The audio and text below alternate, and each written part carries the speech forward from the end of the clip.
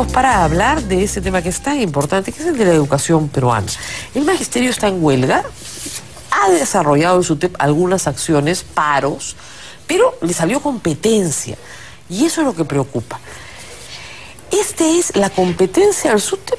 ¿Qué cosa es este movimiento CONARE? Primero vamos a desentrañar un poco el misterio para nuestros oyentes. ¿Qué es el CONARE? A ver, el CONARE es una de las, digamos, una agrupación al interior del magisterio que no es nuevo, ¿no es cierto? Tiene muchos años, ha ido cambiando de nombres, antes era el Frente Magisterial hace muchos años, que lo que trata es de pelearse la dirigencia sindical, que durante los últimos 40 años, que casi de existencia del SUTEP, ha estado en manos de Patria Roja. ¿Y por qué no van a las elecciones y participan y ganan, pues? Dos cosas. La primera es que Patria Roja tiene un aparato mucho más organizado y organiza mejor sus bases departamentales o regionales.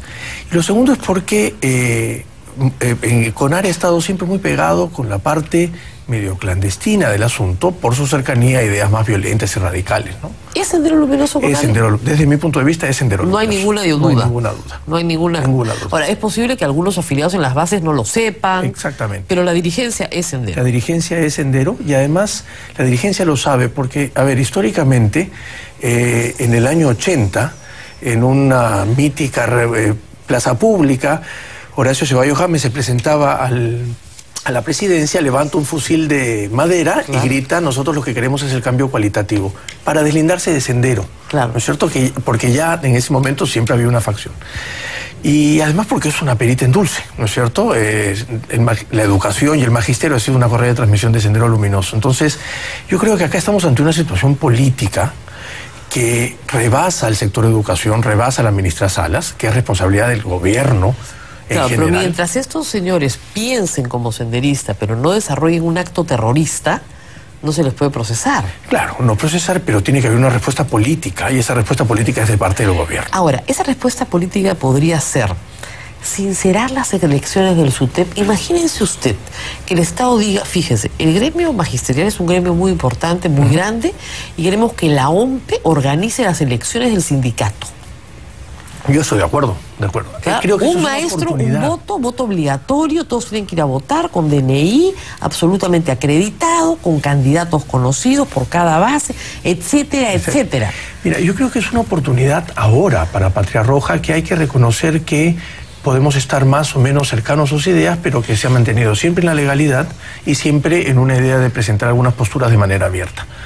Yo creo que este es un buen momento para que Patria Roja pueda, además de sincerar las elecciones, terminar de deslindarse totalmente de algo que le ha costado mucho al magisterio, no a la dirigencia, sino al magisterio, deslindarse de estos grupos que son evidentemente violentos. Claro, pero digamos, Patria Roja era el demonio, lo que pasa es que le ha salido un demonio más demonio al costado, a la izquierda. Claro, en casa de Herrero, en el mundo de los hijos del tuerto de Rey. Claro, estos eran rojos, se llama Patria Roja, y le sale el demonio al costado, que es Sendero Luminoso. Y además, lo que está haciendo Patria Roja es recurrir al Indecopi a defender su marca, ¿no? Ya mecanismos absolutamente de mercado, pues el evangelio por los suelos. Ahora, en cuanto a la plataforma, en esta protesta en particular, porque definitivamente el movimiento de CONARE ha tenido éxito en Ayacucho, en Puno, moviliza en Abancay, hubieron 45 heridos, o sea, moviliza, cierra carreteras, cierra colegios. En cuanto a la plataforma, ¿es atractiva? ¿Es más atractiva que la del SUTEP? Si tú la miras bien, no hay mucha diferencia. Es decir, aumento de sueldos, cosa que además es totalmente natural y entendido. Con 1000 y poco de soles probablemente nuestro magisterio va a seguir teniendo problemas. Lo de la deuda social y el 30%, que digamos es negociable, eso es un problema que es viejo y que van heredando los gobiernos. Lo que pasa es que las gestiones anteriores han sabido patear un poco más, creo yo que por un manejo distinto, pero que ahora llega, tiene que ver con dos cosas. Una, el incremento de sueldos que tenían que ver con los niveles de los básicos y los no pensionables, digamos, en donde, claro, el básico sube así, el no pensionable sube así, pero cuando te jubiles vas a tener la misma cantidad de plata chiquitita. Claro, lo que pasa es que hay que explicarle al público, ¿no? Normalmente se sube a los maestros, pero no se les sube como no pensionable. Exacto. ¿Para qué? Para que todos los de la 25-30 que están en espejo no cobren igual. Cobren igual. Entonces, Claro, ¿qué pasa? Cuando esa persona se jubila con el básico. Con el básico. No se jubila con la última remuneración. Entonces, lo otro que tiene que ver con... ¿Me están pidiendo que les paguen eso? Que les paguen eso, de la deuda, la famosa deuda social del 30%, que además es impensable. Eso no se puede pagar. Porque es demasiada plata. O sea, es un aumento de 30% para todos los pensionistas. Exacto.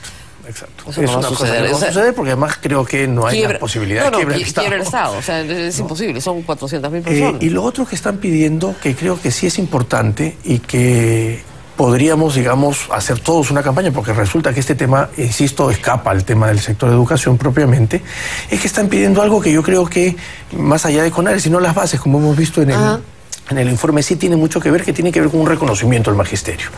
Lamentablemente, en los últimos años... No voy a hablar de cosas muy largas y estructurales, podríamos empezar en el año 50 con la masificación de la educación, pero en los últimos 5 años, en la gestión anterior, hubo un claro quiebre entre el magisterio y la sociedad, entre el magisterio y el Estado. Bueno, es que se notó pues ya las carencias. Entonces, digamos, si tú haces una serie de pruebas para ver la calidad del profesorado y los profesores no pasan el examen. Exacto. Entonces, no es que la sociedad no quiera a sus profesores, quiere los mejores profesores para sus hijos. Y esa siempre ha sido una educación donde el centro ha sido el profesor. Sí, pero y lo que queremos es que el centro sea el alumno. Pero hay que tener en cuenta dos cosas.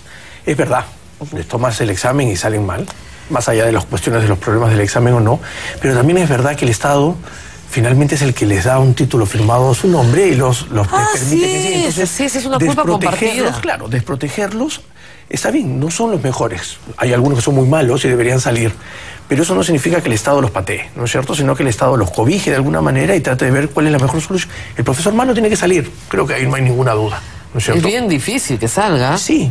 Pero funciona, aunque a la larga ningún examen tampoco filtra. En Chile, en donde hay muchos años ya de evaluación, no ha alcanzado el 0,3%.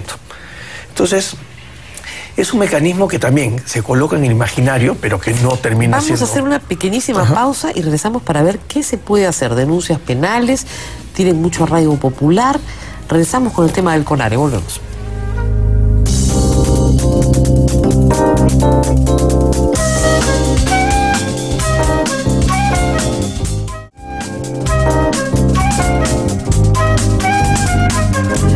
La pregunta pendiente, ¿qué hacer? ¿Debe la ministra Salas recibir a estos señores que además están destruyendo alrededor del ministerio, que deberían detenerlos por eso, y de hecho ya los han denunciado penalmente hoy día? No debe negociar con ellos, porque yo creo que todos estamos de acuerdo que el sendero no se negocia, ¿no es cierto? Lo que se hace es combatirlo políticamente, y para eso creo que la ministra Salas debe convocar, no solo ella, sino todo el gabinete, el premier. Tiene que asumir el presidente de la República por delante, porque, como te decía, esto es un tema, creo yo, de seguridad nacional. Es decir, no se trata de un problema de magisterio, no se trata solo de un problema de que quiere un poquito más de plata. De aumento, no es una plataforma distinta. Estamos teniendo ideas de sendero en Lima, aquí en San Borja, en la esquina del Ministerio de Educación, y entonces creo que por eso es responsabilidad del gobierno en general, ¿no? ¿Por qué tiene arraigo popular? Es lo que no entiendo. Como tuvo arraigo popular antes, es decir, en aquel momento donde la precariedad y las desigualdades son realmente indignantes, es fácil llegar con un discurso muy populista. Pero Condori pues tenía 15 años cuando metieron preso a Aymar Guzmán.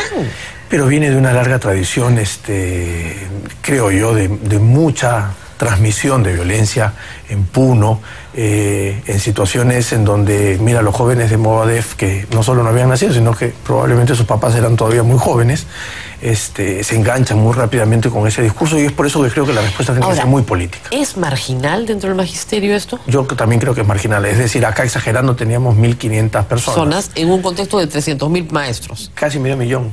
Casi medio millón. O sea, que es completamente marginal. Es completamente marginal, pero no por ello menos preocupante, ¿no es cierto? Entonces, insisto, hay que estar ahí al lado, muy atentos en un tema de seguridad. Tipo de demostraciones, digamos, violentas, de toma de la calle, de la ministra no la dejan pasar, deberían prevenirse rápidamente, ¿no? Porque eso se pasa a una escalada. Un principio de autoridad. Ayer han roto lunes, han bajado llantas. A los funcionarios, les han tirado huevos. Claro. Entonces, así quieren establecer una mesa de diálogo, pero esas no son las maneras como empezaría a dialogar. Eso es imposible, pero además, aún cuando se pudiera hacer, aún cuando fueran muy formalitos y muy educaditos, son parte de un movimiento terrorista. Exacto.